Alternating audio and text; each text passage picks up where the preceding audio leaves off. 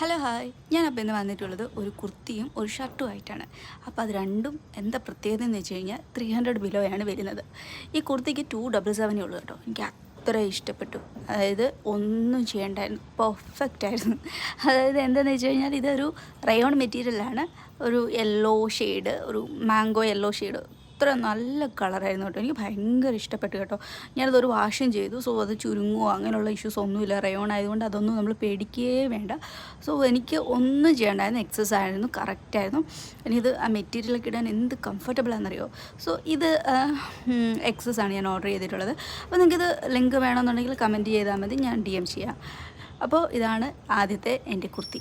രണ്ടാമതെന്ന് പറയുന്നത് ഒരു ഷർട്ടാണ്. അപ്പം നമ്മൾ ഡെയിലി ഓഫീസിലൊക്കെ പോകുമ്പോൾ നമുക്ക് എന്തായാലും കുറേ ഡ്രസ്സ് വേണം.